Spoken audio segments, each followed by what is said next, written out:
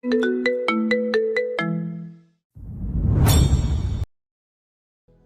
তোর ভাবার দরকার নেই শায়লা, তুই শুধু চলে আয়, বাকিটা আমি দেখছি।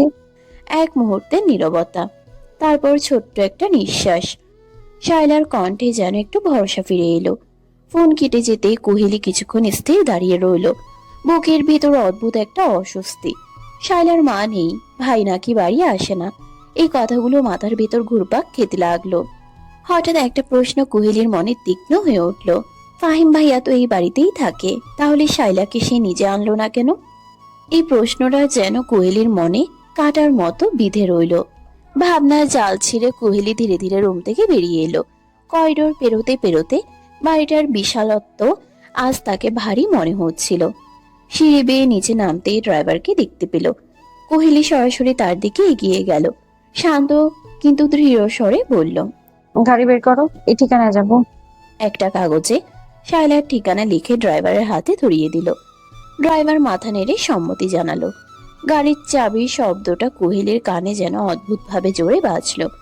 গাড়ি চলে যেতেই কোহেলির বারান্দার রেলিংয়ে হাত রেখে দাঁড়িয়ে রইল। আজ প্রথমবারের মতো মনে হলো এই বাড়ির ভেতরে অনেক গল্প এখনো অজানা। শায়লার আগমন হয়তো শুধু এক অতিথির আশা নয়, বরং অনেক চাপা সত্ত্বের দরজাও খুলে দিতে চলেছে। কিছুক্ষণ পরই ভারী পায়ের শব্দে হলরুমের নীরবতা ভাঙল। আবরার ফিরেছে, চোখে মুখে ক্লান্তির ছাপ, কাঁধে দিনের সমস্ত বোঝা। কিন্তু হলরুমের সোফায় বসে থাকা কোহেলি তখন নিজের ভাবনার জগতে এতটাই ডুবেছিল যে আবরারের উপস্থিতি সে টেরই পায়নি। শায়লাকে নিয়ে অদ্ভুত এক অস্বস্তি বুকের ভেতর পাক খাচ্ছিল। কেন ফাহিম তাকে এখানে আনেনি? কেন সবকিছু এত জটিল লাগছে? আবরার কিছু না বলেই ধীরে ধীরে এগিয়ে এলো। মুহূর্তের মধ্যেই কুহেলিকে কোলে তুলে নিল সে। হঠাৎ এই অনাকাঙ্ক্ষিত স্পর্শে কুহেলির বুক কেঁপে উঠল। পায়ের নিচের মাটি যেন সরে গেল। শূন্যতায় ভেসে উঠল সে। চমকে উঠে তাকাতেই চোখে পড়ল আবরারের মুখ চেনা, অথচ আজ একটু বেশি ক্লান্ত, একটু বেশি গভীর। আরে আপনি কখন এলেন? কুহেলির কণ্ঠে ভয় আর বিস্ময় একসাথে মিশে গেল। আমি তো সত্যি ভয় পেয়ে গেছি। আবরার হালকা হাসলো, সেই হাসিতে দিনের ক্লান্তি ঢেকে রাখার চেষ্টা। যখন তুমি ভাবনায় ডুবেছিলে ঠিক তখনই। বলল সে।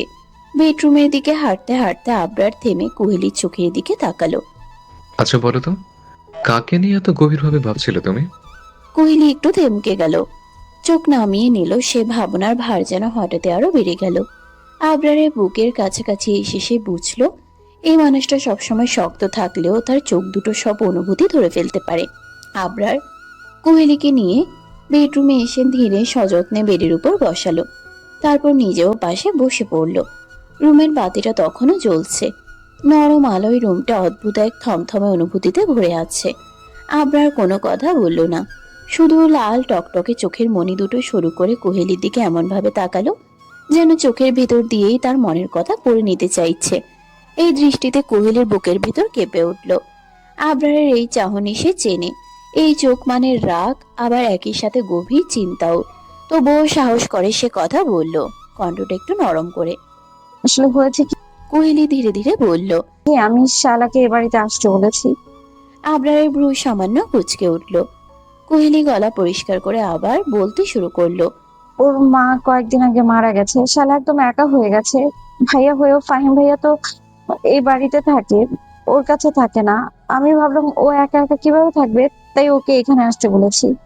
আর একটা বিষয় আমি কিছুতেই বুঝতে পারছি না, ফাহিম ভাইয়া তো এই বাড়িতেই থাকে, অথচ শায়লাকে উনি নিজের কাছে কেন রাখেন না? তার কথার ভেতরে ছিল কৌতূহল, সঙ্গে অজানা এক আশঙ্কা। আবরার কোহেলির দিকে একবার তাকালো। সেই দৃষ্টিতে ছিল না রাগ, না বিস্ময়, বরং এক অদ্ভুত নিশ্চিন্ততা। সে হালকা কণ্ঠে উত্তর দিল। এতে এত ভয় পাওয়ার কি আছে? শায়লা থাকতেই পারে এই বাড়িতে। এক মুহূর্ত থেমে ঠোঁটের কোণে বাঁকা এক হাসি খেলিয়ে এসে চোখ করল। আর ফাহিম কেন রাখেনি সেটা তুমি নিজে ওকে জিজ্ঞেস করে নিও। এই কথা বলেই আর কিছু না বলে আবরার ধীরে ধীরে উঠে দাঁড়ালো। তার সেই বাঁকা হাসিটা কোহেলির চোখে অদ্ভুত লাগলো, যেন কথার আড়ালে আরো কিছু লুকানো আছে। পরক্ষণেই আবরার ওয়াশরুমের দিকে এগিয়ে গেল। দরজাটা বন্ধ হয়ে যাওয়ার সঙ্গে সঙ্গে রুম হঠাৎ নিস্তব্ধ হয়ে পড়ল। কোহেলি বিছানার উপর বসে রইল কিছুক্ষণ। আবরারের কথাগুলো তার মাথার ভিতরে ঘুরপাক খেতে লাগলো। ফাহিম ভাইয়া কেন শাইলাকে রাখেনি? এই প্রশ্নটা এখন আর কৌতূহল নয়, বরং জরুরি হয়ে উঠেছে। কুহেলি গভীর একটা শ্বাস নিল। মনে মনে স্থির করলো এই প্রশ্নের উত্তর তাকে জানতেই হবে। আর এটা জানতে হলে ফাহিমের সঙ্গেই কথা বলতে হবে। প্রায় আধা ঘন্টা পর আবরার ওয়াশরুমের থেকে বের হলো, ভেজা চুল টাওয়াল দিয়ে মুছতে মুছতে। অর্ধ ভেজা উন্মুক্ত দেহে কেবল একটি মাত্র ট্রাউজার জড়ানো, সম্পূর্ণ ফর্সা পেটানো দেহে পানির ফোঁটা ফোঁটা বিন্দু কণা চিকচিক করছে। কোহলি তা দেখে শুকনো ঢুক গিলল। আবরার কোহলিকে এভাবে তাকাতে দেখে বাঁকা হেসে কোহলির সামনে আসলো। তারপর কোহলির পাশে বসে একটানে কোহলিকে নিজের কোলে তুলে নিল। তারপর টাওয়াল নিজের গলায় ঝুলিয়ে কোহলির কোমর দুই হাত দিয়ে ধরে মাথা ঝাঁকালো কোহলির মুখের সামনে। এটা আবরারের বড় বড় সিল্কি চুলের পানি। বিন্দু বিন্দু কণাগুলো কোহলির মুখে পড়লো। কোহলি চোখ বন্ধ করলো, সাথে সাথে ছোট্ট বদনখানা কেঁপে কেঁপে উঠল। গোলাপি ঠোঁট জোড়া তিত্তির করে কাঁপতে থাকে। আবরার বাঁকা হেসে বলল। ডার্লিং, কোহলির সাথে সাথে চোখ খুলে তাকায়। আবরার দুষ্টু চোখে কোহলির দিকে তাকিয়ে বলে, তোমার দেখা মনে হয় হয়নি, তাই না? আচ্ছা, প্রবলেম নেই। কোহলির সাথে সাথে লজ্জা পেয়ে যায়, তবুও নিজেকে সংযত করে রাগ দেখানোর ভান করে বলল। ছি, আপনি এত লজ্জা ছাড়া কেন বলুন তো? যা তা বলে ফেলেন, মুখে লাগাম দেন আপনি। আবরার মিটিমিটি হেসে বলে। বউ, তুমি এরকম করে বলছো যেন এর আগে তুমি আমাকে প্যান্ট ছাড়া দেখোনি। কোহলি কান দুটো চেপে ধরে বলে। দোহাই লাগে আপনার, আপনি চুপ করুন। একটা মানুষ কিভাবে এতটা লজ্জা ছাড়া আর ছুটকাটা হতে পারে, আমি জাস্ট ভাবতে পারছি না। কোহলির কথা শুনে আবরার সাথে সাথে ইনোসেন্ট ফেস করে নিজের ঠোঁটে হাত দিয়ে বলে। আমার ঠোঁট তো একদম ভালো আছে, কাটা কিভাবে হলো? তবে তুমি চাইলে একটা শক্ত কিস দিয়ে কেটে দিতে পারো, আমি মাইন্ড করবো না। আপনি কি চুপ করবেন? লজ্জা শরম বলে কি কিছু নেই আপনার? আপনার সাথে আমি আর কখনোই থাকবো না, অসভ্য লোক একটা। কথাগুলো বলেই কোহলি উঠে দাঁড়িয়ে দ্রুত পা বাড়ালো দরজার দিকে। কিন্তু পরক্ষণেই আবরার তার হাতটা শক্ত করে ধরে ফেলল। আবরারের চোখে তখন বিস্ময় আর তাড়াহুড়োর ছাপ। শোনো, আমার হৃদয়ের মহারানী। কথাটা শেষ করার আগেই হঠাৎ দরজায় ঠুক করে আওয়াজ পড়ল। দুজনেই চমকে উঠল। মুহূর্তের জন্য রুমটা নিস্তব্ধ হয়ে গেল। আবরার আর কিছু না বলে ধীরে ধীরে কুহেলির হাত ছেড়ে দিল। কুহেলি গভীর নিঃশ্বাস নিয়ে দরজার দিকে এগিয়ে গেল। দরজা খুলতেই দেখা গেল এক তরুণী মেয়ে নত চোখে দাঁড়িয়ে আছে। কি হয়েছে? এই কথা শোনা মাত্রই কোহেলির মুখের ভাব বদলে গেল। আর এক মুহূর্তও দেরি না করে সে দৌড়ে বেরিয়ে গেল রুম থেকে। পায়ের শব্দ দ্রুত প্রতিধ্বনিত হতে লাগলো সিঁড়ির ধাপে ধাপে। সিঁড়ি দিয়ে নামতে নামতে তার বুকের ভেতরটা অজানা আশঙ্কায় ভারী হয়ে উঠল। নিচে পৌঁছে সে তাকিয়ে দেখল ড্রয়িং রুমের সোফায় গুটিসুটি মেরে বসে আছে শায়লা। শায়লার মুখখানা অস্বাভাবিকভাবে ফ্যাকাশে, চোখ দুটো ফাঁকা দৃষ্টিতে মেঝের দিকে স্থির, যেন শরীরটা এখানে কিন্তু মন কোথাও অনেক দূরে। কোহেলির বুকটা ধক করে উঠল। শায়লা? কোহেলির কণ্ঠস্বর কানে যেতেই শায়লা ধীরে ধীরে মাথা তুলল। ফ্যাকাশে মুখটার উপর ভর করে দু চোখে জমে থাকা ভয় আর ক্লান্তি স্পষ্ট হয়ে উঠল। সেই দৃষ্টিটুকু দেখা মাত্রই কোহেলির বুকের ভেতর মোচড় দিয়ে উঠল। এক মুহূর্তও দেরি না করে কোহেলি দৌড়ে গেল শায়লার কাছে। বসে থাকা শায়লাকে শক্ত করে জড়িয়ে ধরল সে, যেন অনেকদিন জমে থাকা আতঙ্ক আর চিন্তাকে একসাথে বুকে চেপে ধরেছে। শালা, তুই ঠিক আছিস তো? এতদিন আমাকে কিছু বলিসনি কেন? আমি ফোন না দিলে তো জানতেই পারতাম না। ভাইয়াকে খুব ভয় লাগে আমার কুহেলি, যদি আবার কিছু বলে, তাই তোকে বিরক্ত করিনি। কথাগুলো শোনা মাত্রই কোহেলি ধীরে ধীরে শায়লাকে ছেড়ে দিল। চোখে তখন মায়ার জায়গা নিয়ে নিয়েছে হালকা রাগ। ঠোঁট দুটো চেপে ধরে সে গম্ভীর মুখে বলল। শোন, আমার জামাই একদম খারাপ না, ভালোই আছে সে। আর বিরক্ত আমি কখনোই হই না, বুঝলি? এই কথা বলে কোহেলি শায়লার পাশে গাল ফুলিয়ে বসে পড়ল।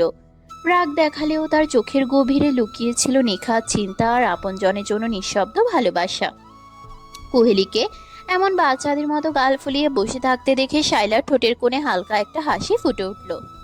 এতক্ষণ বুকের ভেতর জমে থাকা ভয় আর অস্থিরতার ফাঁকে সেই হাসিটুকু যেন খানিকটা স্বস্তি এনে দিল। আচ্ছা বাবা, সরি, আর এরকম কথা বলবো না। এবার সারাদিন রাতে তোকে জ্বালাবো। এখন খুশি তো? হুম হুম। অবশ্যই। কোহেলি ভ্রু কুচকে তাকালেও ঠোঁট চেপে রাখা হাসিটা আর লুকিয়ে রাখতে পারল না। আচ্ছা, কি জন্য তুই আমাকে ফোন দিলি? আসলে তোর ভাইয়ার জন্মদিন তো 1 জানুয়ারি, সেই নিয়েই একটু প্ল্যান করবো ভাবছিলাম। শায়লার চোখে মুহূর্তেই কৌতূহল জ্বলে উঠল। আচ্ছা, তাহলে এখনই করবি? না রে, আগে তুই ফ্রেশ হয়ে খাবার খা, তারপর না হয় বসে গল্প করব। আর অনেক কথা আছে তোকে বলার মতো। আচ্ছা, আমি তাহলে ফ্রেশ হতে গেলাম, তারপর একসাথে খাবো। আচ্ছা। কোহেলি সম্মতি জানালো। শায়লা ধীরে ধীরে গেস্ট রুমের দিকে এগিয়ে গেল। তার পায়ের শব্দ মিলিয়ে যেতে না যেতেই কোহেলি কিচেনের দিকে ঘুরে দাঁড়ালো। রান্নাঘরের উষ্ণ আলোয় ঢুকে সে গভীর নিঃশ্বাস ফেলল। বাড়িটা আবার ধীরে ধীরে ভরে উঠছিল পরিচিত শব্দ আর আপনজনদের উপস্থিতিতে। অথচ সেই শান্তির আড়ালেই কোথাও যেন লুকিয়েছিল আসন্ন দিনের অজানা গল্প। 20 মিনিট পর ডাইনিং টেবিলের চারপাশে নরম আলো ছড়িয়ে পড়েছে। ফাহিম আর সীসা এসে চুপচাপ বসলো টেবিলের এক পাশে। বাড়ি জুড়ে তখন হালকা খাবারের সুগন্ধ ভাসছে, যা ক্ষুধার সঙ্গে সঙ্গে মনকেও টেনে আনছে। ঠিক তখনই কিচেন থেকে বেরিয়ে এসে কোহেলি এসে বসলো ফাহিমের সামনে চেয়ারটায়। আরে কোহেলি, তুমি কিচেনে এতক্ষণ কি করছিলে? কোহেলি উত্তর না দিয়ে পাশেই দাঁড়ানো এক মেয়েদের দিকে ইশারা করলো খাবারগুলো টেবিলে পরিবেশন করতে বলার ইঙ্গিতে। এক এক করে টেবিলে উঠতে লাগলো খাবারের পসরা। সাদা ঝরঝরে পোলাও, মশলায় কষানো গরুর মাংস রোস্ট, সোনালি করে ভাজা ইলিশ মাছ, আর সঙ্গে গরম গরম বুটের ডাল। খাবারের গন্ধে পুরো ঘরটা যেন আরো আপন হয়ে উঠল। এই সবগুলোই শায়লার পছন্দের খাবার। শায়লা আসবে বলেই কোহেলি নিজে থেকেই মেয়েটকে এসব রান্না করতে বলে দিয়েছিল। আর একটা কারণ ছিল, এই সব খাবার দেখে ফাহিমের প্রতিক্রিয়া কেমন হয় কোহেলি সেটাই লক্ষ্য করছিল। কিন্তু ফাহিমের বিশেষ কোনো ভাব প্রকাশ না করেই চুপচাপ হাত বাড়িয়ে খেতে লাগলো। না বিস্ময় না প্রশ্ন, স্বাভাবিক গম্ভীর মুখেই যেন সবকিছু মেনে নিল। ভাই, একটা কথা বলার ছিল। বলো। ঠিক সেই মুহূর্তেই সিঁড়ির দিক থেকে পায়ের শব্দ শোনা গেল। আবরার এসে কোহেলির পাশের চেয়ারে বসে পড়ল। তার উপস্থিতিতে টেবিলের চারপাশের বাতাসটা যেন মুহূর্তেই বদলে গেল। তিনজনের মধ্যেই অজান্তে একটা নড়ে চড়ে ওঠা তৈরি হলো। অবাক করার বিষয়, আবরার কোনো কথা বলল না, শুধু পাশেই দাঁড়ানো মেয়েদের দিকে চোখের ইশারা করলো। মেয়ের সঙ্গে সঙ্গে তার প্লেটে খাবার দিতে শুরু করলো। কোহেলি বুঝে গেল আবরার এখন কিছু বলার মুডে নেই। তার নীরবতাই যেন অনেক কিছু বলছিল। পরিস্থিতির ভার নিজের কাঁধে নিয়ে কোহেলি আবার মুখ খুলল। গলা স্বাভাবিক রাখার চেষ্টা করলেও ভেতরের অস্থিরতা চাপা থাকলো না। ফাহিম ভাইয়া, শায়লা কোথায়? ঠিক সেই মুহূর্তে শায়লা সিঁড়ির সামনে এসে দাঁড়ালো। ধবধবে পরিষ্কার থ্রি পিসে তাকে আজ আরো ফ্যাকাশে লাগছিল। সে থমকে দাঁড়িয়ে রইল ডাইনিং টেবিলের দিকে তাকিয়ে। অথচ আশ্চর্যের বিষয় কেউই তাকে খেয়াল করলো না। এই অদ্ভুত নীরবতার মাঝেই ফেটিক্স এসে এক চেয়ারে বসে পড়ল। চেয়ার টানার মৃদু শব্দে ফাহিম একটু চমকে উঠল। এক মুহূর্তের জন্য তার চোখে অস্বস্তির ছাপ ফুটে উঠল, কিন্তু পরক্ষণেই সে মুখে একটা কৃত্রিম হাসি এনে বলল, আসলে শায়লা বাড়িতেই আছে, মায়ের কাছেই তো থাকবে, আর কোথায় থাকবে? তুমি যে কি প্রশ্ন করো কোহেলি! কোহেলি ধীরে ধীরে কপাল কুঁচকে তাকালো ফাহিমের দিকে। তার চোখে তখন সন্দেহ আর অবিশ্বাস স্পষ্ট। গলা ঠান্ডা রেখেই সে প্রশ্ন করলো। সত্যি করে বলুন তো, আপনার মা বেঁচে আছেন? এই প্রশ্নে ফাহিম এবার আরো বেশি থতমত খেয়ে গেল। হাতটা মুহূর্তের জন্য থেমে গেল খাবারের মাঝপথে। চোখ দুটো দ্রুত অন্যদিকে সরিয়ে নিয়ে সে খানিকটা বিরক্ত স্বরে বলল, এসব দিয়ে তুমি কি করবে? তার কথার সুরে ছিল অস্বস্তি, আর চোখের এড়িয়ে যাওয়া দৃষ্টিতে লুকিয়েছিল অনেক না বলা কথা। সিঁড়ির সামনে দাঁড়িয়ে থাকা শায়লা নিঃশব্দে সব শুনছিল। তার আঙ্গুলগুলো অজান্তেই মুঠো হয়ে গেল। বুঝে গেল এই বাড়ির ভেতরে শুধু মানুষ নয়, জমে আছে বহুদিনের চাপা পড়ে থাকা সত্য। আপনি বাড়িতে আছেন অথচ শায়লাকে ওই বাড়িতে রেখে এসেছেন কেন? ও তো আপনার বোন হয়, তাহলে এমন কেন? এমন একটা সময় ওকে একা ফেলে রাখলেন যখন আপনাকে ওর সব থেকে বেশি প্রয়োজন ছিল। আপনার মা মারা গেছেন অথচ আপনি ওকে একা রেখে এ বাড়িতে চলে এলেন। এরকম কেন করলেন আপনি? ডাইনিং টেবিলের চারপাশে হঠাৎ নিস্তব্ধতা নেমে এলো। সীসা, ফেটিক সবাই বিস্ময়ে ফাহিমের দিকে তাকিয়ে রইল। এমন প্রশ্নের মুখে মানুষ সাধারণত আত্মপক্ষ সমর্থন করে নরম হয়, কিন্তু ফাহিম সবাইকে অবাক করে দিয়ে সম্পূর্ণ উল্টো প্রতিক্রিয়া দেখালো। সে ধীরে চেয়ারে হেলান দিয়ে ঠান্ডা গলায় বলল, মা মারা গেছে তো বোন দেখার দায়িত্ব কি আমার? না তো, আমি মাকে দেখেছি, ওকে আমি দেখতে পারবো না। আর আমি তো ওকে টাকা পাঠাবো বলছি, আর কি চাই? কথাগুলো যেন ছুরি হয়ে কেটে গেল ঘরের বাতাস। এই একটি মাত্র বাক্যে তার মানসিকতার সমস্ত নির্মমতা প্রকাশ পেয়ে গেল। কুহেলির চোখ বিস্ময়ে বড় হয়ে গেল। বিশ্বাস আর বাস্তবতার মাঝখানে সে যেন মুহূর্তেই দুলে উঠল। সিঁড়ির সামনে দাঁড়িয়ে থাকা শাইলার চোখ ভিজে উঠল, কিন্তু সে একটা শব্দও করল না। তার নীরবতাই তখন সবচেয়ে জোরালো চিৎকার হয়ে উঠল। আর তোমাকে এসব বলেছে? কি পরিমাণ জানো? আর ঠিক সেই মুহূর্তেই পিছন দিক থেকে ঝনঝন করে কিছু ভাঙার শব্দ ভেসে এলো। সবাই চমকে পেছনে তাকালো। সিঁড়ির কাছেই রাখা ফুলদানিটা শাইলার দৌড়ের চাপে উল্টে পড়ে ভেঙে গেছে। ভাঙা কাচের টুকরো ছড়িয়ে আছে মেঝেতে, ঠিক যেমন শাইলার ভেতরের ভাঙা মনটা ছড়িয়েছিল নীরবে। শাইলা দাঁড়ায়নি, এক মুহূর্তও থামেনি। চোখে জমে থাকা জল আর বুকের ভেতরের চাপা কান্না নিয়ে সে দৌড়ে সিঁড়ি বেয়ে উপরে উঠে গেল। আবরার আর কোহেলি বাদে বাকিরা সবাই হতভম্ব। শাইলা এই বাড়িতে কখন এলো? এই প্রশ্নটাই যেন সবার চোখে মুখে ভাসছিল। আপনার কাছ থেকে এটা আশা করিনি ভাইয়া, ছি। এই একটা মাত্র শব্দেই ছিল তীব্র ঘৃণা আর ভেঙে যাওয়া বিশ্বাস। কোহেলি উঠে যেতে উদ্যত হতেই আবরার হঠাৎ তার হাত ধরে ফেলল। স্পর্শটা শক্ত নয়, বরং শান্ত। খাবার খেয়ে নাও পাখি, আর শায়লাকে এখন একা থাকতে দাও। ওর এখন একা থাকাটাই সবচেয়ে বেশি প্রয়োজন। কোহেলি আর কিছু বলল না, ধীরে ধীরে চেয়ারে বসে পড়ল। কিন্তু তার মন পড়ে রইল সিঁড়ির ওপারে, যেখানে একা বসে আছে শায়লা, ভাঙা ফুলদানির কাচের মতোই ভাঙা অনুভূতি নিয়ে। ফেটিক্স উঠতে চাইল, শায়লার পেছনে যেতে ইচ্ছে করছিল প্রবলভাবে, কিন্তু কি বলবে? কোন ভাষায় একজন মানুষের এতটা শূন্যতা ছুঁয়ে যাওয়া যায়? সেটা ভেবে না পেয়ে সে আবার চুপচাপ বসে রইল। ড্রয়িং রুমে তখনও খাবারের টেবিল সাজানো, কিন্তু কেউ আর খেতে পারছিল না, কারণ আজ এই বাড়িতে শুধু ফুলদানি নয়, ভেঙে গেছে সম্পর্ক, ভেঙে গেছে দায়িত্ববোধ, আর সবচেয়ে বেশি ভেঙে গেছে একটা মেয়ের বিশ্বাস। ড্রয়িং রুমে খাবারের গন্ধ তখনও ভাসছিল, কিন্তু সে উষ্ণতার ভেতর দিয়ে ছড়িয়ে পড়ছিল সম্পর্কের পচা গন্ধ, যেখানে রক্তের বন্ধনকেও টাকার অঙ্কে মাপা হয়। ডিসেম্বরে কনকনে শীত চারদিকটাকে আরো নির্দয় করে তুলেছে। আকাশের চাঁদটা আজ যেন লুকোচুরি খেলছে, ঘন মেঘের আড়ালে ঢাকা পড়ে আছে, ঠিক যেমন শাইলার জীবনের আলোটা হঠাৎ করেই ঢেকে গেছে অন্ধকারে। তার গায়ে কোনো শাল নেই, ঠান্ডায় শরীর বারবার কেঁপে উঠছে, লোম দাঁড়িয়ে যাচ্ছে, দাঁত কাঁপছে, তবু সে সেদিকে একবারও খেয়াল করছে না। শীত নয়, তাকে পোড়াচ্ছে ভেতরেই শূন্যতা। মাথার ভেতর শুধু ঘুরপাক খাচ্ছে কিছু কথাই। ভাইয়া কিভাবে এসব বলতে পারে? কিভাবে ও আমাকে এতটা অবহেলা করতে পারে? যে ভাইয়াকে সে মনে প্রাণে ভালোবেসেছে, যার ছায়ায় নিজেকে সবসময় নিরাপদ ভেবেছে, সে কিভাবে তাকে নিজের বোঝা মনে করতে পারে? এই প্রশ্নগুলোর উত্তর খুঁজতে খুঁজতেই শায়লার বুকের ভেতরটা ভারী হয়ে আসে। কান্নাটা আর চাপা থাকে না, ঠান্ডা বাতাসের সঙ্গে মিশে যায় তার হাহাকার। ঠিক তখনই হঠাৎ কেউ আলতো করে তার কাঁধ ছুঁয়ে দেয়। পরক্ষণেই উষ্ণ একটা শাল এসে জড়িয়ে যায় তার শরীরের চারপাশে। শায়লা চমকে ওঠে। এই শীতে, এই নীরব রাতে কে এলো তার ভাঙা মনটাকে ঢেকে দিতে?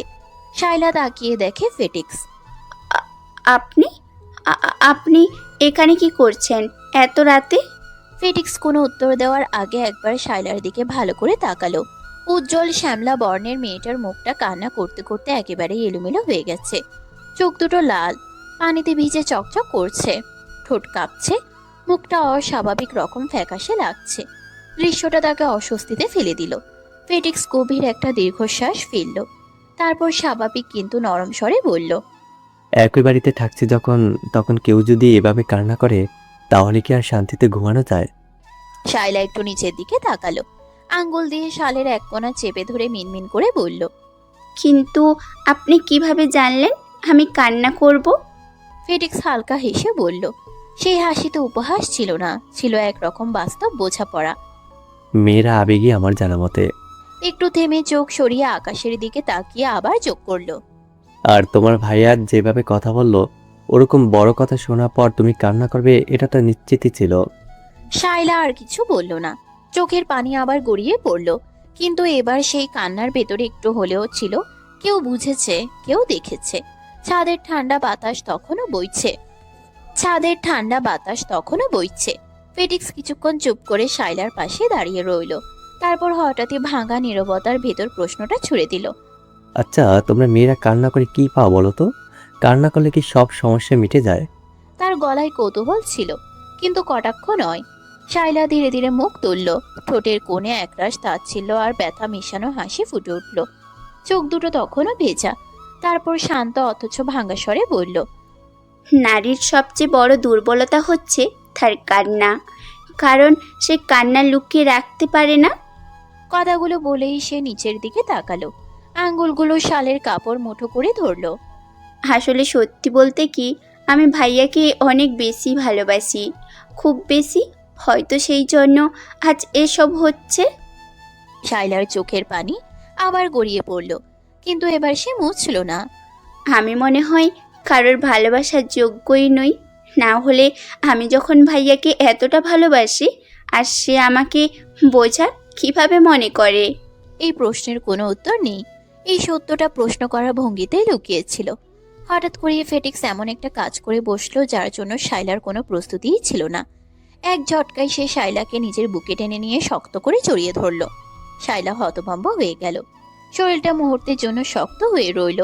কান্নায় ভেজা চোখ দুটো বিস্ময়ে বড় হয়ে উঠল। এতক্ষণ যে মানুষটা দূরে দাঁড়িয়ে তার কষ্ট শুনছিল, সে হঠাৎ এত কাছে, এতটা কাছাকাছি কেন? ফেটিক্সের বুকের ভেতর থেকে গভীর একটা নিঃশ্বাস বেরিয়ে এলো। কণ্ঠটা ছিল নরম কিন্তু দৃঢ়। তারপর ধীরে ধীরে বলল, জানো, যেদিন তোমাকে প্রথম দেখেছিলাম সেদিনই আমার ভালো লেগেছিল, শাইলা শ্বাস আটকে বলল, কিন্তু আমি বলতে পারিনি। কিভাবে বলবো, কখন বলবো, কিছু বুঝতে পারিনি। তার কণ্ঠে এবার স্পষ্ট আন্তরিকতা। আজ এই সময় যখন তুমি একদম ভেঙে পড়েছো, আমি শুধু তোমার পাশে থাকতে চাই শ্যামাবতী। প্লিজ আমাকে দূরে সরিয়ে দিও না। শাইলার চোখ দিয়ে আবার জল গড়িয়ে পড়ল, কিন্তু এই কান্নাটা আলাদা। এতে ছিল বিস্ময়, ছিল অবিশ্বাস। আমি জানি তুমি মানসিকভাবে ঠিক নেই, অনেক বড় একটা আঘাত পেয়েছো, কিন্তু আমাকে একটা সুযোগ দাও। বিশ্বাস করো, আমি তোমাকে অনেক ভালোবাসবো, আগলে রাখবো মৃত্যুর আগ পর্যন্ত। কে বলেছে তুমি ভালোবাসার যোগ্য না? তুমি রানী হওয়ার যোগ্য। নিজেকে কখনো তুচ্ছ মনে করবে না। ছাদের ঠান্ডা বাতাস থমকে গেল যেন। মেঘের আড়াল থেকে চাঁদটা পুরোপুরি বেরিয়ে এলো। শায়লা তখনও কোনো উত্তর দেয়নি, কিন্তু ফেটিক্সের বুকের ভেতর দাঁড়িয়ে থাকা সেই ভাঙা মেয়েটা এই প্রথমবারের মতো অনুভব করলো সে হয়তো সত্যিই বোঝা নয়, সে হয়তো সত্যিই কারো কাছে অমূল্য। শায়লার কোনো উত্তর না পেয়ে ফেটিক্স ওকে বুক থেকে একটু দূরে সরিয়ে মুখের দিকে তাকালো। চোখে তখন অনিশ্চয়তা, গলায় চাপা উদ্বেগ। শায়লা, আমাকে কি তুমি ফিরিয়ে দেবে? শায়লা মাথা নিচু করে রইল, তারপর মিনমিনে গলায় বলল, এভাবে কেউ প্রপোজ করে? ফেটিক্স একটু অবাক হলো। শায়লা চোখ তুলে তাকিয়ে ঠোঁট বাঁকিয়ে বলল, হাঁটু গেড়ে বসে ফুল দিয়ে প্রপোজ করতে হয়, আর আপনি আমাকে জড়িয়ে ধরে প্রপোজ করছেন। আমি কিভাবে এটা অ্যাকসেপ্ট করব শুনি? এই কথাটা শুনেই ফেটিক্স সব বুঝে গেল। শায়লা তাকে ফিরিয়ে দিচ্ছে না। এই উপলব্ধিতেই তার বুকের ভেতর আনন্দের ঢেউ বয়ে গেল। চোখ দুটো উজ্জ্বল হয়ে উঠল।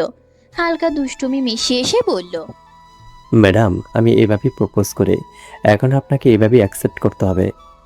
আর যদি না করি? হালকা দুষ্টুমি মিশিয়ে এসে বলল, তাহলে তোমার ওই দু ঠোঁটে আমার দেওয়ার অজস্র চিহ্ন পড়ে থাকবে। এই কথা শুনেই শায়লা ফেটিক্সের বুকে একখানা কিল বসিয়ে দিল। অসভ্য লোক কোথাকার! ঠিকঠাকভাবে প্রপোজ তো করলেনই না, আবার অন্যরকম কথা ভাবছেন। কত বড় অসভ্য! রাগের ভান করে বলল, গাল ফুলিয়ে চোখ করল। শায়লার এই রাগ রাগ ভঙ্গিটা দেখে ফেটিক্সা নিজেকে সামলাতে পারল না। শব্দ করে হেসে উঠল সে। আর সেই হাসির মাঝেই শায়লা লজ্জা লুকোতে ফেটিক্সের বুকে মুখ গুজে দিল। মিটিমিটি হাসতে লাগলো সেও। ছাদের শীতল বাতাস তখন আর ততটা কনকনে লাগছিল না। মেঘের আড়াল থেকে চাঁদটা যেন হাসছিল, কারণ এই রাতেই একটা ভাঙা মন আর একটা অপেক্ষমান হৃদয় একসাথে নতুন গল্পের শুরু লিখে ফেলল। খাটের এক কোণে গাল ফুলিয়ে বসে আছে কুহেলি। চোখ দুটোতে স্পষ্ট অভিমান, কারণ একটাই, আবরার তাকে শায়লার কাছে যেতে দিচ্ছে না। বারবার একই কথা বলছে। ওর একা থাকা এখন জরুরি। কুহেলি প্রথমে বুঝিয়েছে, তারপর রাগ করেছে, শেষে সিদ্ধান্ত নিয়েছে। আজ আর কথা বলবোই না। এই সিদ্ধান্ত নিয়েই সে গম্ভীর মুখে বসে রইল। অন্যদিকে আবরার সোফায় বসে ল্যাপটপ খুলে কি যেন জরুরি কাজ করছিল। কিবোর্ডে টুংটাং শব্দে ঘরটা পড়েছিল, অথচ কোহেলির মনটা তখনও ছাদেই, শায়লার কাছে। কিছুক্ষণ পর আবরার কাজ শেষ করে ল্যাপটপটা বন্ধ করলো। চোখের কোণ দিয়ে একবার কোহেলির দিকে তাকিয়ে উঠে এসে তার পাশেই বসতে গেল। ঠিক তখনই কোহেলি ছিটকে একটু দূরে সরে গেল। এই দৃশ্যটা দেখে আবরারের ঠোঁটের কোণে দুষ্টু হাসি ফুটে উঠল। আর কোনো কথা না বলে হঠাৎ করে কোহেলির হাত ধরে হ্যাচকা টানে নিজের কোলে বসিয়ে নিল সে। এই যে আমার ছোট্ট হরিণের কি হয়েছে? এভাবে রেগে আছে কেন আমার উপর? হালকা হাসি নিয়ে বলল। কোহেলির গালে আলতো করে চিমটি কাটতে কাটতে যোগ করলো। কোহেলি কোনো উত্তর দিল না। গাল তখনও ফুলে আছে। ঠোঁট দুটো শক্ত করে চেপে ধরে সে অন্যদিকে তাকিয়ে রইল। অভিমানটা যেন আরো পাকাপোক্ত। আবরার বুঝে গেল এই রাগ ভাঙাতে একটু আদর, একটু দুষ্টুমি দরকার। সে কোহেলিকে নিজের বুকে একটু শক্ত করে জড়িয়ে ধরল। এত রাগ করলে কিন্তু হরিণী আরো সুন্দর লাগে। নিজ স্বরে বলল। আচ্ছা, বললাম তো ওর এখানে একা থাকা দরকার। পরে কথা বলো, কালকে সকালে। কোহেলি সঙ্গে সঙ্গে মুখ ঘুরিয়ে নিল। গাল আরো ফুলে উঠল। তাই একটুও যেতে দেবেন না? আপনি একটা বাজে লোক। কটাক্ষ মেশানো স্বরে বলল। আবরার হেসে ফেলল। সে হাসিতে রাগ নয়, বরং আদরের ছোঁয়া। এভাবে বলো না বউ, করেছে লাগে। তো আমি কি করব? আমার যা বলার আমি সোজাসুজি বলি, এতে কার কেমন লাগলো তাতে আমার কি? একটু রেগে গিয়েই বলল। এই কথাটা শেষ হতে না হতেই আবরার ধীরে ধীরে কোহেলির খুব কাছে ঝুঁকে এলো। কোহেলি কিছু বুঝে ওঠার আগেই হঠাৎ করে তার গলার কাছে আলতো কিন্তু দুষ্টু একটা কামড় বসিয়ে দিল আবরার। এসব অশুভ লোক, ছাড়ুন আমাকে, ব্যথা পাচ্ছি আমি। কোহেলি ছটফট করে উঠল। দুই হাতে আবরারকে ঠেলে দিতে দিতে রেগে গিয়ে বলল। আবরার কোহেলিকে ছাড়লো না, বরং নিজের মতো করে কামড়ে তারপর ছাড়লো। কোহেলি ছাড় পায় তক্ষুনি তার ঘাড়ের কাছে লালচে দাগ পড়ে গেছে। জ্বালাটা স্পষ্ট। আমার সাথে ভালো করে কথা না বলে এমনটাই করব। দেখি তুমি কয়টা কামড় খেতে পারো। অজান্তেই সেখানে হাত বুলিয়ে দিতে দিতে নরম অথচ দৃঢ় স্বরে সে বলে। কোহেলির চোখে জল চিকচিক করে উঠে। ইস, ছাড়ুন, আপনি একটা নিষ্ঠুর পুরুষ।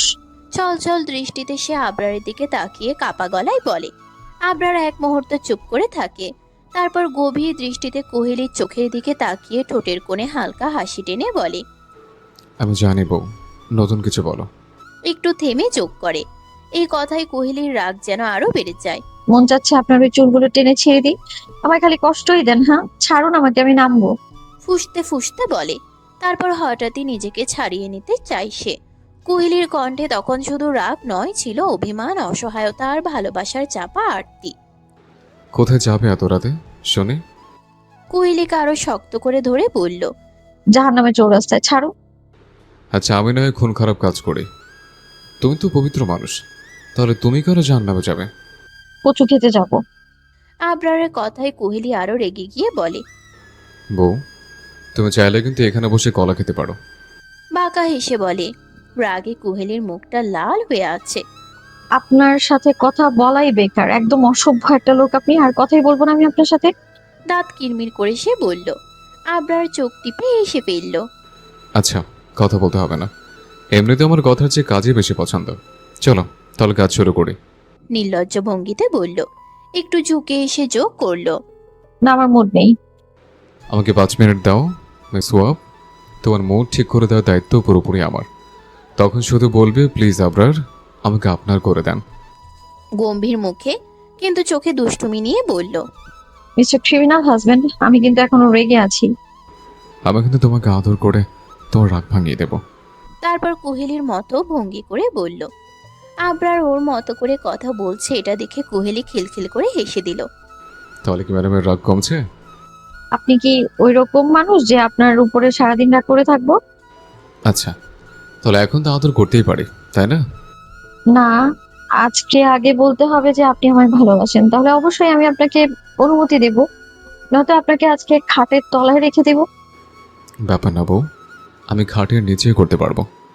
কাজ যেখানে করি নিচে তো তুমি থাকবে, আর আমি সব সময় উপরেই থাকবো। ঠান্ডা তোমার লাগবে, আমার না। বাঁকা হেসে কোহেলির কোমরখানা দুই হাত দিয়ে আরো শক্ত করে ধরে ফিসফিস করে হাসকি গলায় বলল। আবরারের কথায় কোহেলির শরীরের লোম দাঁড়িয়ে যায়। তবুও নিজেকে যথাসম্ভব সংযত করে দৃঢ় কণ্ঠে বলল।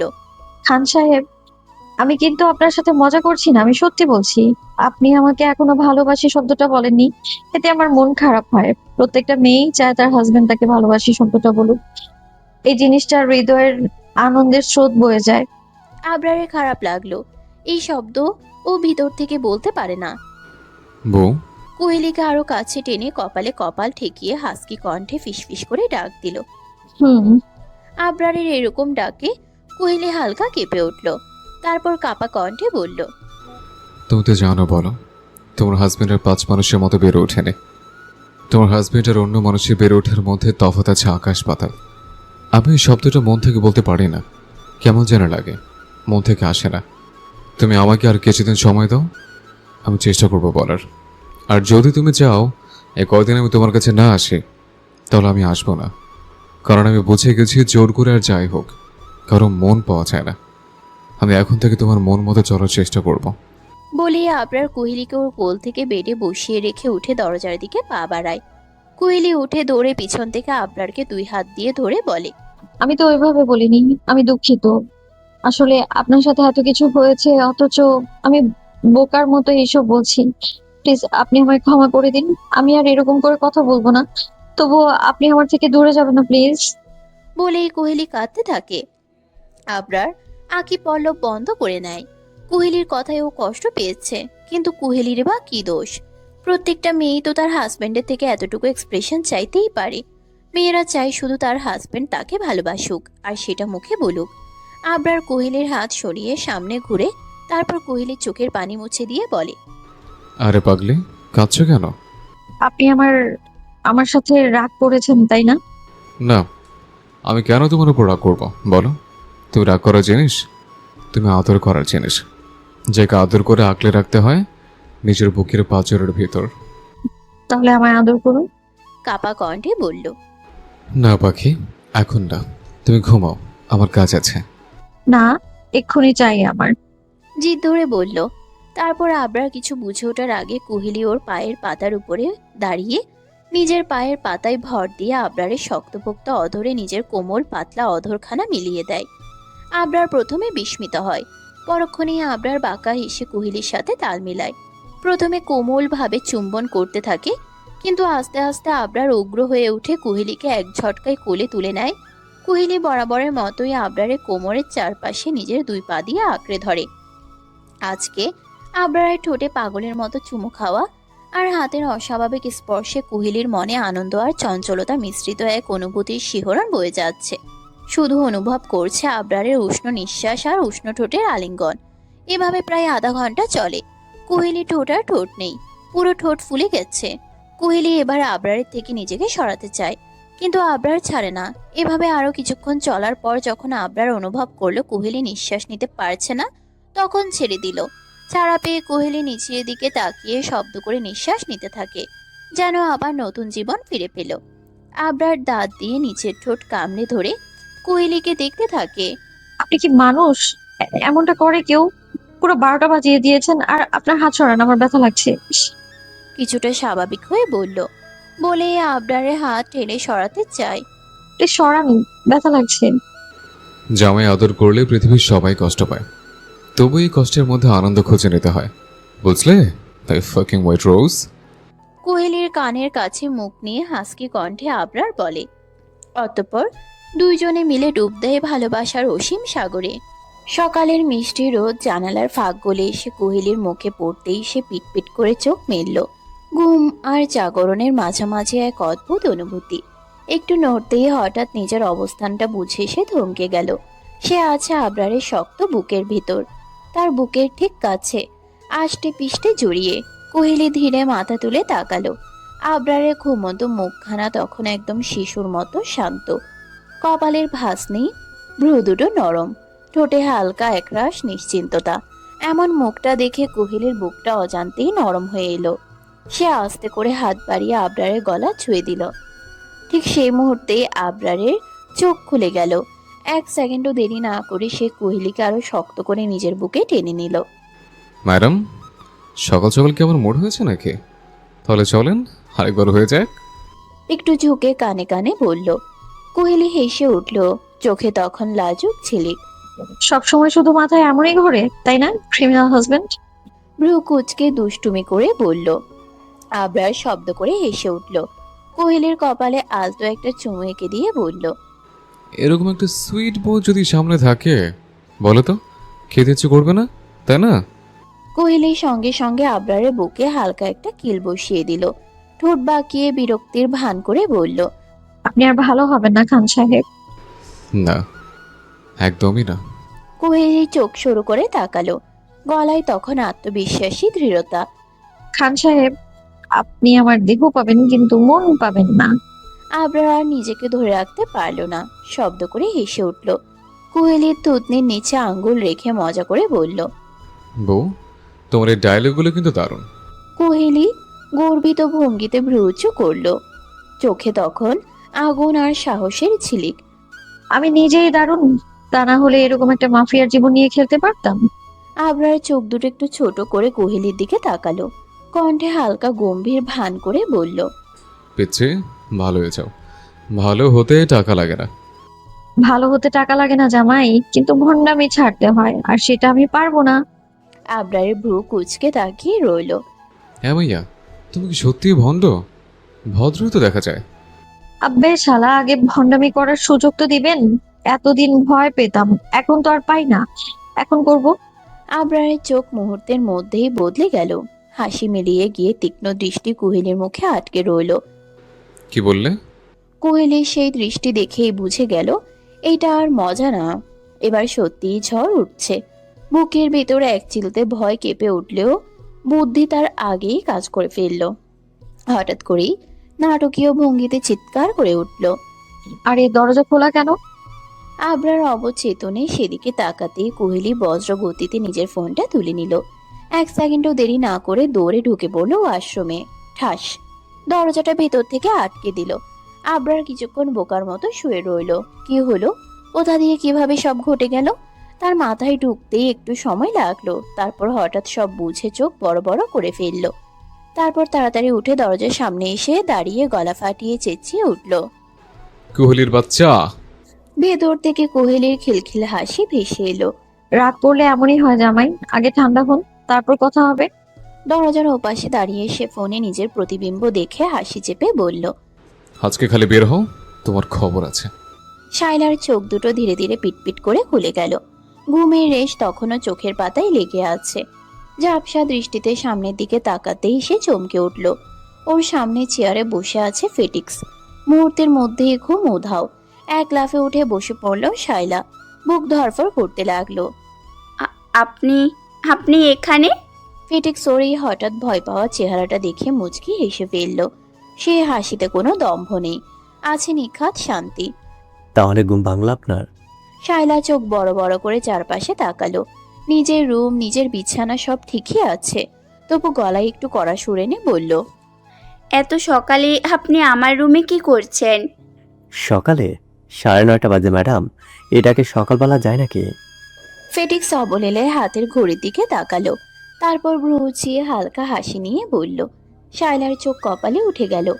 এত দেরি হয়ে গেছে, ইয়া আল্লাহ, আমাকে আগে ডেকে দেবেন না? বিছানার চাদর সরাতে সরাতে বিরক্ত স্বরে বলল। ফেটিক্স চেয়ারে হেলান দিয়ে বসলো, দৃষ্টিটা নরম, গলাটাও শান্ত। কি দরকার ছিল এত সুন্দর একটা ঘুম নষ্ট করার? কোনো মানে হয়? আপনি আসলেই একটা পাগল। শুধু তোমার জন্য। শাইলা বিছানা থেকে নামতে নামতে একটু বিরক্ত গলায় বলল। হয়েছে, আর আদিক্ষাতা দেখাতে হবে না। আপনি 5 মিনিট বসুন, আমি ফ্রেশ হয়ে আসছি। আমি আসি, হেল্প করে দিই। কি হেল্প করবেন? আমাকে শৌচ করিয়ে দেবেন নাকি? আরে করে দিতেই পারে, তুমি দাঁড়াও, আমি আসছি। এই কথা শুনে শাইলার চোখ গোল গোল হয়ে গেল। এ আবার কিসের মানুষ, মনে মনে ভাবতেই আর এক সেকেন্ড দেরি করলো না, দৌড়ে ঢুকে পড়লো ওয়াশরুমে। ঠাস, দরজার ভেতর থেকে বন্ধ। দরজার এপাশে দাঁড়িয়ে ফেটিক্স পুরো দৃশ্যটা দেখে হেসে ফেলল। হাসিটা চাপা না, শব্দ করে বেরিয়ে এলো।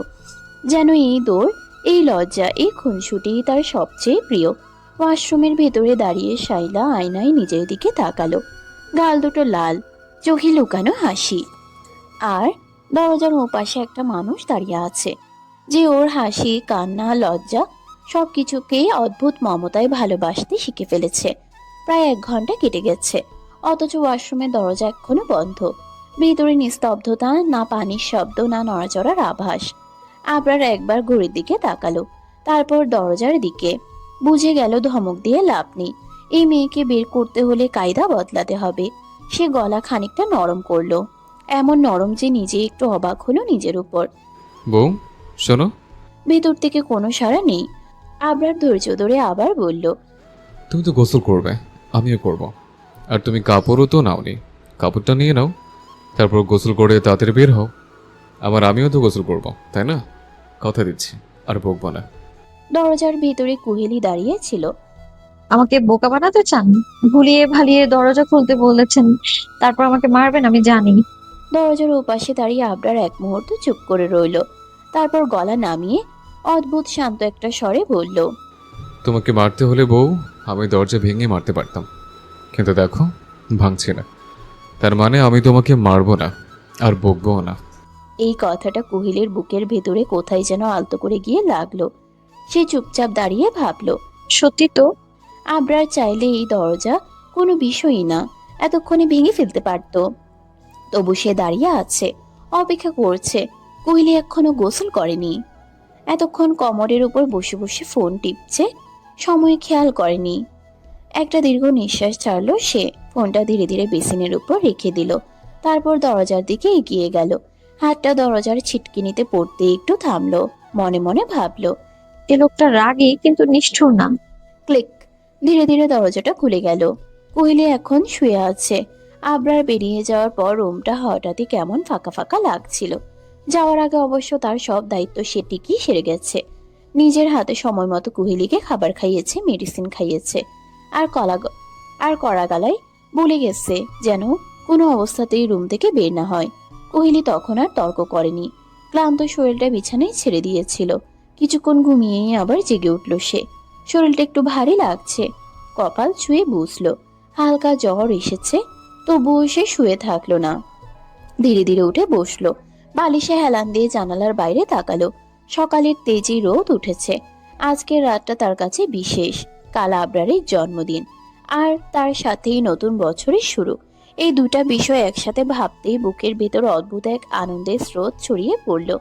জ্বরের ভারী শরীরের মধ্যেও মনটা ভীষণ এক্সাইটেড। রাত 12টার প্রথম উইশটা ওকেই করবে, এই প্ল্যানটা সে মনেই ঠিক করে রেখেছে। এমন সময় দরজায় হালকা নক শব্দ হলো। পর মুহূর্তেই দরজা খুলে শাইলা ঢুকে পড়ল। কোয়েলির সামনে এসে বসে, চোখে দুষ্টু হাসি এনে বলল, কি রে জান? শাইলা কোহেলির মুখের দিকে ভালো করে তাকিয়ে হেসে ফেলল। চোখে মুখে এমন একরাশ উচ্ছ্বাস যে লুকোনোর কোনো চেষ্টাই নেই। তোকে দেখে তো মনে হচ্ছে তুই ভীষণ হ্যাপি। কি হয়েছে বল তো? শোন, আমার ক্রিমিনাল হাজবেন্ডের বার্থডে কালকে, এই জন্যই তোকে ডেকে পাঠিয়েছি, প্ল্যান করতে চাই। তারপর একটু থেমে চোখ করলো। শাইলা এক ঝটকায় ভ্রু চেয়ে কোহেলির দিকে তাকালো। হুম হুম, সব ঠিক আছে তো, কিন্তু তুই তোর জামাইকে এমন নাম দিচ্ছিস কেন রে? আর ধর, এসব বাদ দে, আগে বল কি করব।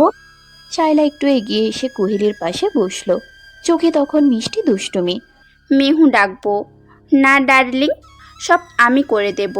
তোদের রাতটা স্পেশাল করার দায়িত্ব আমার। শাইলা চোখে দুষ্টু ঝিলিক নিয়ে কোহেলির দিকে তাকিয়ে বলল। কোহেলি বিছানায় একটু সোজা হয়ে বসে পড়ল, ঠোঁটের কোণে রহস্যময় হাসি খেলছে। তবে শোন, আমার আরেকটা প্ল্যান আছে।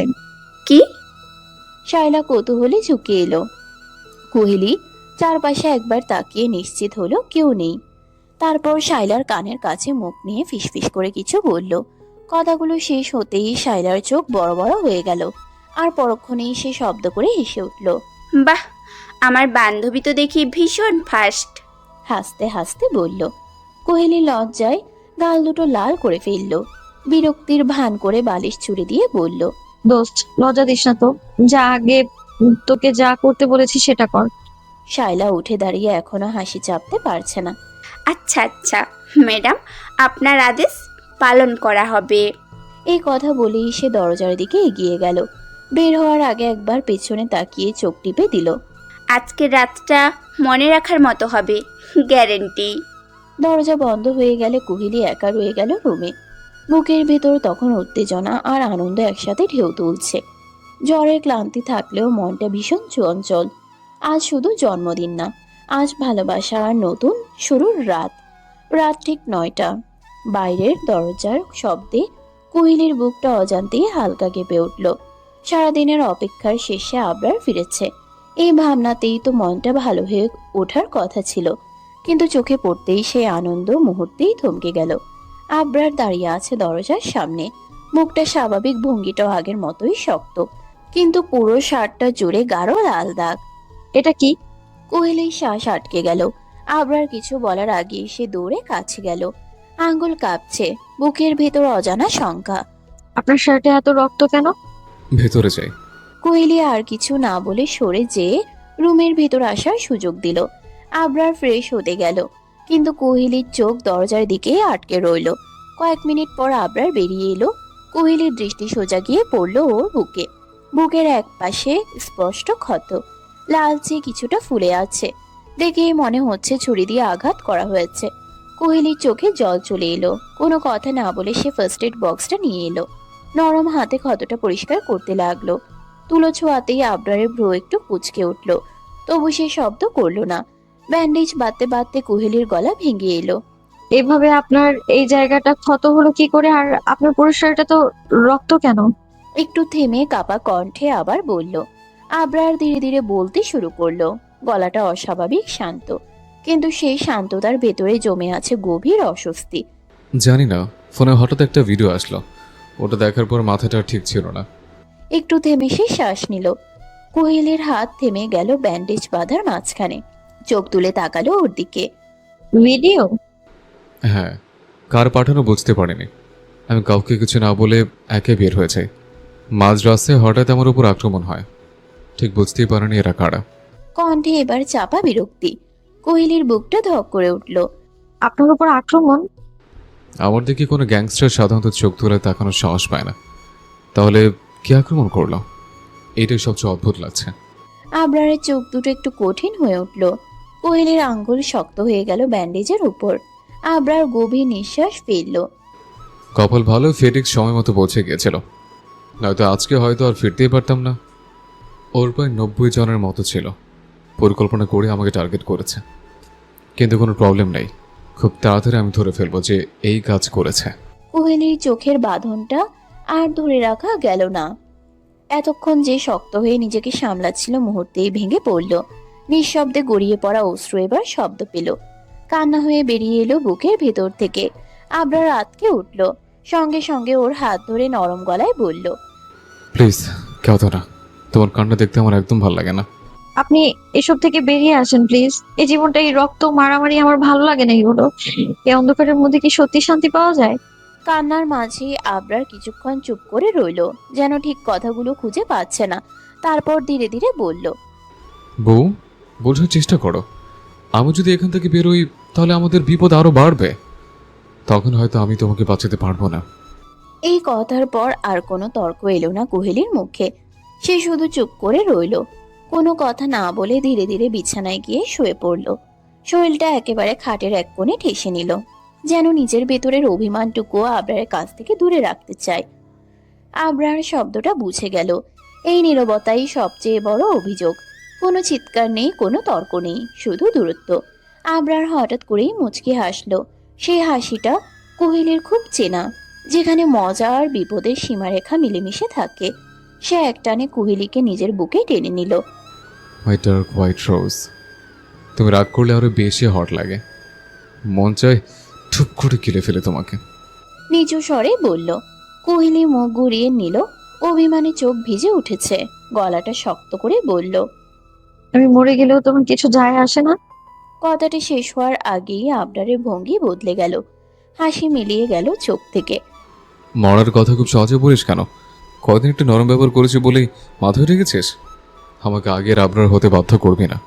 তুই নিজে মরার আগে আমি তোকে মেরে ফেলবো। আবরারের গলা এবার রাগে গজগজ করছে। কোহেলির বুকটা ধক করে উঠল। এই রূপটা সে চেনে। এটা সেই ঘুমন্ত সিংহ যাকে অযথা জাগানো ঠিক নয়। কেন যে আবেগে কথাটা বলল, মনে মনে নিজেকেই ধমকালো। ভালোবাসার ভেতরে রাগ ঢুকলে এমনই হয়। এক মুহূর্তে মাথার ভেতর হাজারটা কথা ঘুরে গেল। তখন আমার আবেগ কাজ করেছিল, বিবেক কাজ করেনি।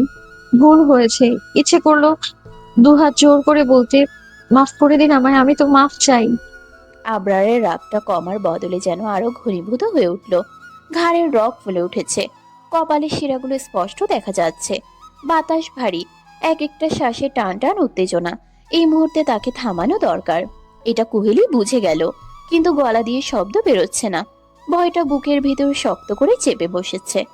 তুই বাঁচবি আমার ইচ্ছেতে আর মরবি আমার ইচ্ছেতে। বল, কার ইচ্ছে মরবি বাঁচবি? পুনরায় রাগী কণ্ঠে বলল। কোহেলির চোখে জল জমে উঠল। সে কথা বলতে চাইল, কিন্তু ঠোঁট কাঁপছে, শব্দ বেরোচ্ছে না। মাথার ভিতর শুধু একটাই প্রার্থনা, এই মানুষটাকে ফিরিয়ে দাও। এই রাগের আগুন থেকে ওকে টেনে বের করো। কোহেলির নিস্তব্ধতাই যেন আগুনে ঘি ঢালল। এই কুত্তার বাচ্চা, বল। ভয়ে কোহেলির শরীর কেঁপে উঠল, গলা শুকিয়ে এসেছে, শব্দগুলো ঠিকঠাক বেরোচ্ছে না। আমি আমি মরবো আপনার ইচ্ছেতে, আর বাঁচবো আপনার ইচ্ছেতে। কথাটা শোনা মাত্র আবরারের চোখে রাগের ঝিলিক আবার জ্বলে উঠল, কিন্তু এবার সেই আগুনে ভয়ের চেয়ে যন্ত্রণাই বেশি। আর কখন আমার সামনে মরার কথা বলবি জানোয়ার? না, না, কখনোই না। এই উত্তরটা যেন আবরারের ভেতরের ঝড় একটু জল ছিটিয়ে দিল। সে গভীর নিঃশ্বাস নিল, কাঁধের টান ঢিলে হলো। তারপর এক ঝটকায় কোহেলিকে নিজের বুকে টেনে নিল, এতটাই শক্ত করে যেন হারিয়ে যাওয়া কিছু ফিরে পাওয়ার মরিয়া চেষ্টা। আবরার চোখ বন্ধ করে রইল কয়েকটা মুহূর্ত। কোহেলির ভেতরটা তখনও কাঁপছে, পুঁটি মাছের মতো ছটফট করছে প্রাণটা। বুকের ভেতর ধুকপুক শব্দে কান ঝাঁঝরা হয়ে যাচ্ছে, তবু সে নড়ল না। এই আঁকড়ে ধরার ভেতরেই সে নিরাপত্তা খুঁজে নিচ্ছে, যতটুকু পাওয়া যায়। কিছুক্ষণ পর হঠাৎ আবরার চোখ খুলল, তারপর ব্রুকুচকে বলল, আমি তো কিছু করলামই না, তাহলে তোমার পুরো বডি এভাবে ঘেমে গেল কেন? আমার খুব ভয় লাগছে, আমায় শক্ত করে ধরুন না প্লিজ। আপনি তখন ওভাবে আমার চিবুকের নিচে বন্দুক ধরেছিলেন, ভাবতে আমার শরীর কেমন শিউরে উঠছে। কোহেলি কিছুটা লজ্জা পেল, তবে ভয় পুরোপুরি হয়ে কাটেনি, তাই কাপা কণ্ঠে বলল। আবরার আর কিছু বলল না, চুপচাপ কোহেলিকে নিজের বুকের সাথে চেপে ধরল। কোহেলিও চুপ করে শুয়ে রইল আবরারের বুকে। রাত প্রায় 11টা। আবরার ঘুমিয়ে গেছে, তবে কোহেলি এখনো ঘুমায়নি। ঘুমিয়ে গেলে আর আবরারকে উইশ করতে পারবে না। কোহেলি উঠে বসলো, আস্তে করে আবরারের বাহুডোর থেকে নিজেকে ছাড়িয়ে নিয়ে। হঠাৎ ব্যালকনিতে কিছু পড়ে যাওয়ার আওয়াজ হলো। কোহেলি কপাল কুঁচকে ব্যালকনিতে গেল, দেখলো এক খণ্ড ইটের মধ্যে এক টুকরা কাগজ মোড়ানো। কোহেলি কিছুটা হতভম্ব হয়ে ওইটা তুলে হাতে নিয়ে ইটের থেকে কাগজ সরিয়ে কাগজটা দেখলো। কাগজের মাঝে শুধু লেখা আছে, আবরার, আজকে বেঁচে গেলি, কিন্তু এরপর আর বাঁচতে পারবি না। কাগজের টুকরোটা হাতে নিয়ে কোহেলির বুকটা হঠাৎ করে ধক করে উঠল। কাগজের পাতাটা যেন অস্বাভাবিকভাবে ভারী, এক টুকরো কাগজ, অথচ তার ভিতরে লুকিয়ে আছে অজানা ভয়। এত রাতে কে দিল? আর তার চেয়েও ভয়ঙ্কর প্রশ্ন, কে আবরারকে মারতে চাইছে? হাতের আঙ্গুল কেঁপে উঠল, বুকের ভেতরটা টনটন করে উঠছে, নিঃশ্বাস ঠিকমতো নিতে পারছে না। করিডোরের নিস্তব্ধতা হঠাৎ করে কোহেলির কাছে ভীষণ ভয়ানক মনে হলো। দ্রুত পা বাড়িয়ে রুমে ঢুকে পড়ল সে। রুমের ভেতর নরম আলো, বিছানায় আবরার গভীর ঘুমে, শ্বাস প্রশ্বাস শান্ত, মুখে ক্লান্তির ছাপ। এই দৃশ্যটা দেখে কোহেলির চোখে জল এসে গেল। আপনাকে কিচ্ছু হতে দেব না। মনে মনে বলল সে, কিছু না বলে চুপচাপ টুকরো ভাঁজ করে ড্রয়ারের ভেতর রেখে দিল। আবরারকে এখনই জাগানো যাবে না, তার ঘুম দরকার। কিন্তু কোহেলির নিজের ভেতরটা আর শান্ত নেই। দ্রুত কাপড় বদলে সে বাইরে বেরিয়ে পড়ল। ফোন বের করে নাম্বার ডায়াল করলো। Ring ring. রুমের ভেতর ঘুম ভাঙা বিরক্তি নিয়ে আবরার ফোনের শব্দে নড়ে চড়ে হাত বাড়িয়ে ফোনটা হাতে নিল। এত রাতে কে আবার? বিরক্ত গলায় বলে ফোনটা কানে তুলল। আপনার জন্য লাল রঙের একটা শার্ট রেখে এসেছি, ওটাই পরে ছাদে চলে আসুন। এর বেশি কিছু বলার আগেই ফোন কেটে দিল সে। ও পাশে আবরার মুহূর্তেই সোজা হয়ে বসলো, কপাল কুঁচকে গেল। এই সময়ে এই নির্দেশ? এতক্ষণে তার ঘুম পুরোপুরি উধাও। কি হচ্ছে, কেন হচ্ছে, মাথার ভেতর প্রশ্নের ভিড়। তবু কোহেলির কণ্ঠে এমন কিছু ছিল যা অমান্য করার সাহস তার হলো না। চুপচাপ উঠে পড়ল। কোহেলির রেখে যাওয়া লাল শার্টটা হাতে নিল। কাপড়টার উষ্ণতায় যেন কোহেলির ছোঁয়া লেগে আছে। শার্টটা পরে দরজা খুলে বাইরে পা রাখতেই থমকে গেল সে। দরজার সামনে একটা সাদা গোলাপ। আবরার ধীরে ধীরে ফুলটা তুলে নিল। করিডোর পেরোতে পেরোতে আরেকটা, তারপর আরেকটা, যেন নিঃশব্দ কোনো পথচিহ্ন। সাদা গোলাপের শাড়ি তাকে টেনে নিয়ে যাচ্ছে উপরের দিকে। সিঁড়ির ধাপে ধাপে ফুল হাতে নিতে নিতে একসময় তার বুক ভরা হয়ে গেল সাদা গোলাপে। অবাক হয়ে হেসে ফেলল সে।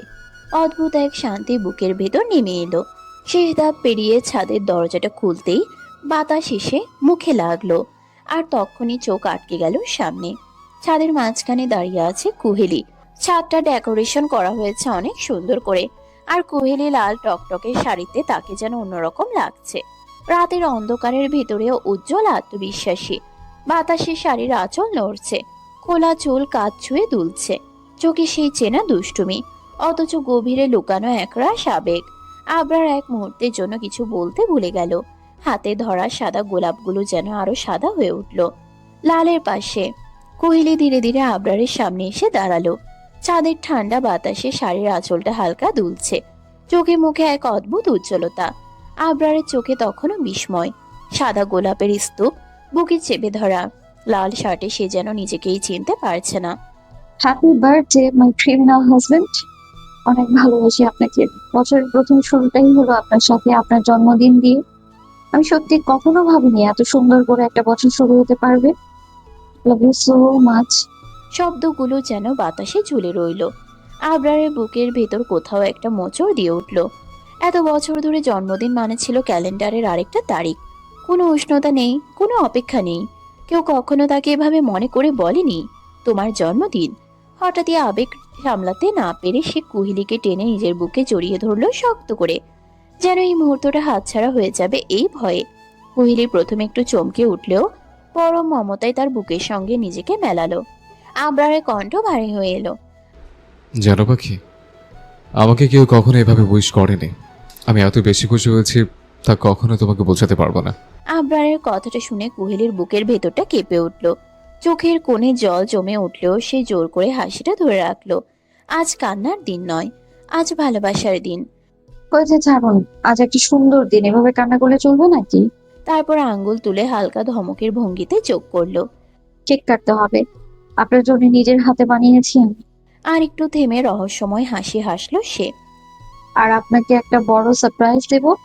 আবরার কুহেলিকে ছেড়ে দিয়ে ব্রুকুচকে তাকালো। কুহেলির এই হাসিটা মানেই ভেতরে ভেতরে কোনো কাণ্ড লুকিয়ে আছে, এটা সে ভালো করেই জানে। আর কি সারপ্রাইজ? তার কণ্ঠে কৌতূহল, চোখে শিশুর মতো উচ্ছ্বাস। এখনই বলে সারপ্রাইজ থাকে নাকি? আচ্ছা আগে চলুন, কেক কাটবেন। দেখুন তো, 12টারও বেশি বেজে গেছে। কোহেলি ঘড়ির দিকে তাকিয়ে হালকা ব্রুকুচকে বলল। আবরার আর কিছু বলল না। কোহেলির হাত ধরে এগিয়ে গেল। মোমবাতির নরম আলোয় কেকটা যেন আরো সুন্দর লাগছিল। দুজনের হাত একসাথে ছুরিতে পড়তেই কোহেলির চোখ ঝলমল করে উঠল, আর আবরারের ঠোঁটে ফুটে উঠল সেই বিরল নিখাত হাসিটা, যেটা খুব কম মানুষই দেখার সুযোগ পায়। কেক কাটা শেষ হতেই কোহেলি হঠাৎ করে হাতে আতশবাজি ধরিয়ে দিল।